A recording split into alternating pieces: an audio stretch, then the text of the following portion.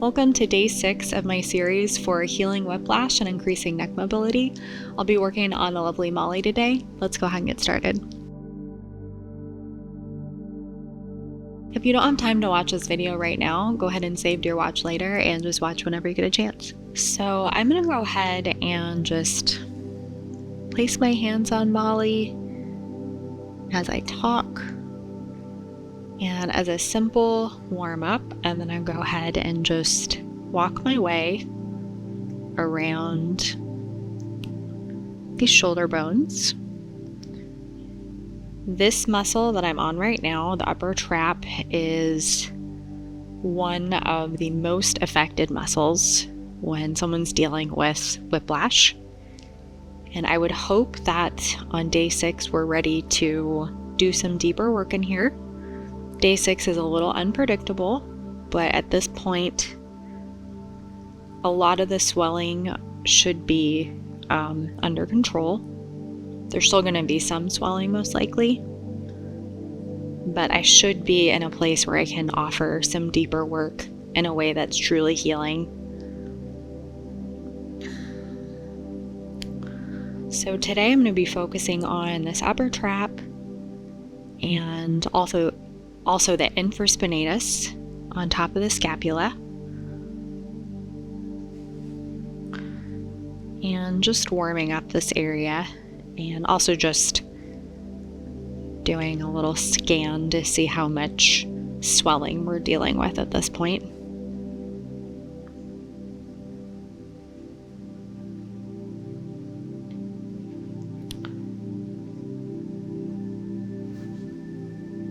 And I would say that we're safe to do some deeper work in here at this point.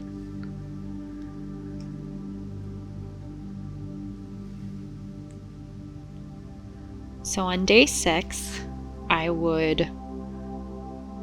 this is kind of the first day of being able to do some deeper work. And I personally think that it's better to work on the upper traps before attempting deep tissue in the SCM. I just have had a lot more success. And once you get some of this worked out in the upper traps, the SCM tends to feel a little more safe.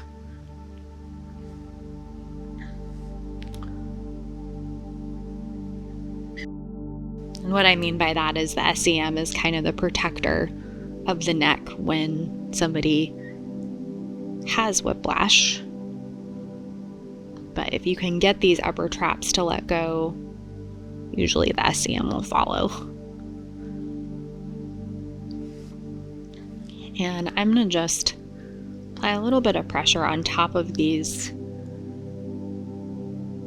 shoulder bones into the infraspinatus, and I'm not going to be able to do very much from this angle with this technique, but just saying hi and giving Molly kind of a roadmap of the areas I'm going to be working on more. And I'm going to grab my oil.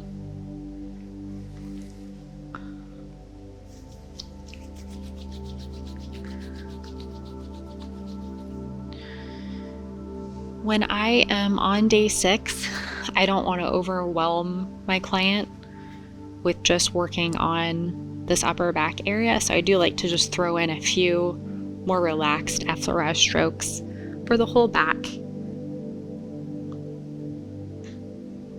And trauma is kind of an extreme word to use in moments, but you are dealing with, going through whiplash is traumatic for the muscles. So when there is trauma, it's kind of a ripple effect where, the muscles in the mid and lower back tend to get a little seized up as well.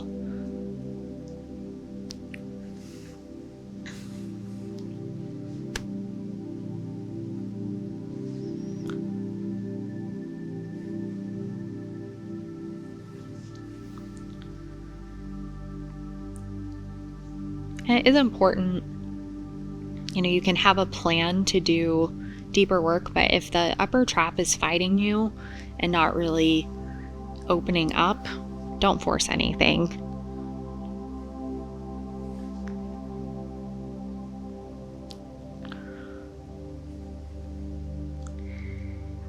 And I'm going to go ahead and get some oil on my forearms.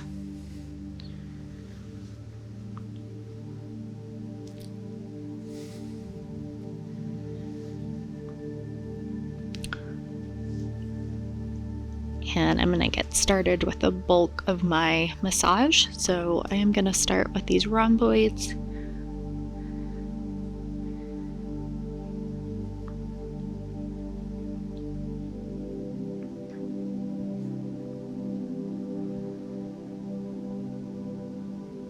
If you can throw in just a few moves that just feel really good, that's another kind of sneaky way to get your client to relax. And before you know it, the upper traps can just soften a little bit if you throw in some techniques that just feel really good.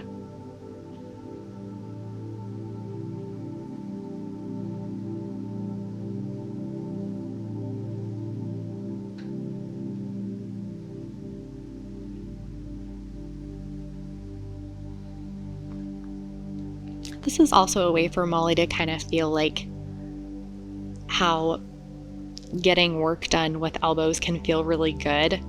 Sometimes people associate elbows with pain, and that's not usually the case. Even when you're doing deep tissue, it should be a good sort of discomfort. And I'm going to continue working on these rhomboids, and I'm just going to casually make my way over to these upper traps. So right now I am using nice broad surface area. This is a great way to start more focused work in these upper traps. If there is a little bit of swelling, this is a good technique as well. You don't want to be too aggressive. There's swelling. And just following that medial border of the scapula.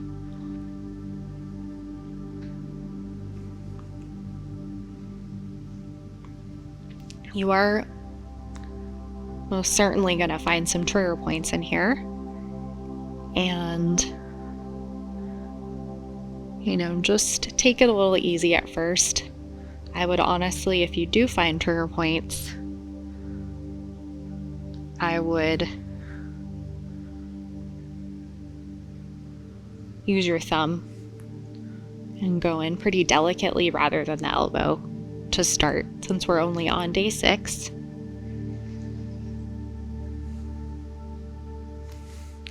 And that is what I'm going to do. I'm just going to work my way into this upper trap. And a nice change of pace is some circles, just some circular frictions feel really nice.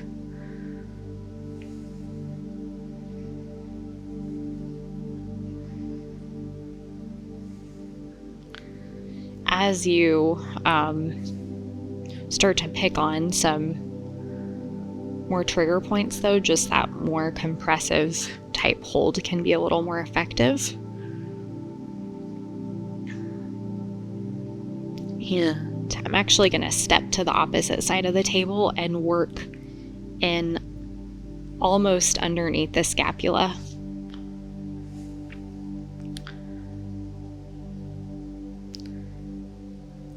This is a great way to offer some deeper work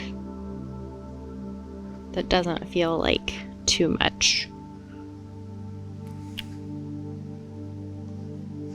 Really important as you do start to offer deeper pressure for the first time, since kind of day one that you communicate with your client and make sure they're feeling okay.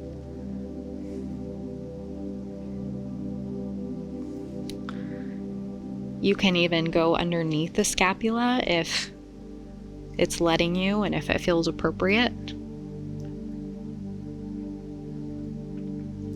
You can open up the scapula a little bit just by bending that arm and placing the arm on the back.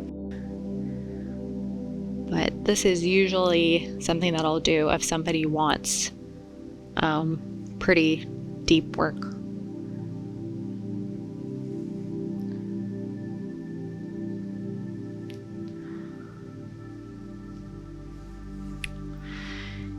And just in between sides, I like to give my client a little break. Long, relaxed effleurage stroke. And I will just be doing this right side today. I would encourage you to do both sides if you're doing this at home. And I'm going to start just bringing my hands over the shoulder blade. So signaling to Molly that we're kind of moving on to the next thing. And I'm going to go ahead and move this arm. So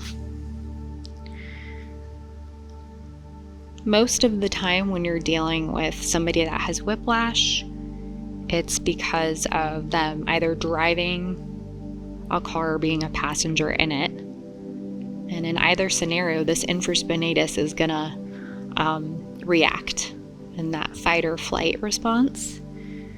So this is another area that's just really important to work on to help relieve those whiplash symptoms. And it's one of the most stubborn muscles. I think it's very thick and it takes some time to really establish a true release in there. So I find that this is typically my favorite arm position for working on this muscle. It creates a level of tautness that's good but not too much. And I'm using my left hand to help just stretch everything a little bit. Open up that muscle. It's easier for me to work on it. And I do find you can be a little more aggressive with this muscle. I'm more careful in the upper traps and the SEM, but this muscle can take a little bit more. So, and it usually needs a good bit of pressure if you want to really get into those trigger points. If you find you have that sensation of kind of bouncing off of that muscle, you're doing the right thing. And just slow way down if you feel like you're struggling a little bit. You can also use your elbow. I don't use my elbow on smaller framed people usually. I know it's just harder than using my thumb. And when you do find these trigger points, just a gentle jostling can help open things up.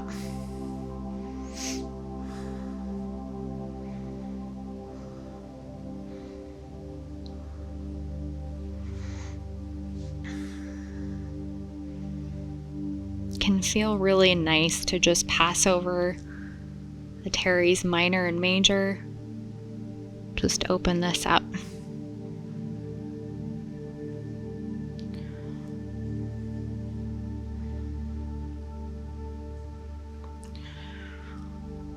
And I'm going to go ahead and wrap up this massage. So after that fabulous work that we did in the upper trap and the shoulders, I want to just finish into the neck. Yeah, nice firm touch here.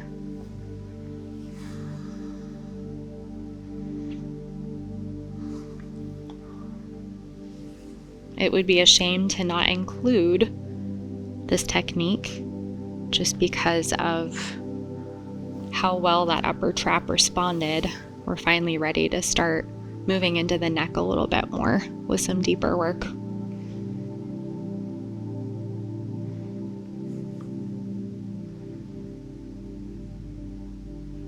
And just a nice relaxed stroke to finish. And that is all for today. Thank you for joining us today. I look forward to seeing you for day 7 of this series. If you did enjoy this video, you should check out our Patreon page where you'll find some really great content as well. I look forward to seeing you there.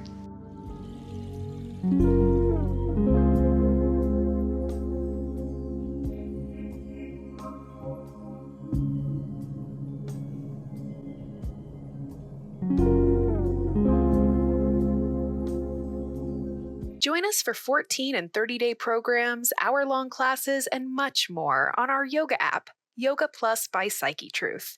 It's free to download and features a variety of wellness content, including yoga, fitness, Pilates, guided meditations, and interviews with dozens of wellness experts.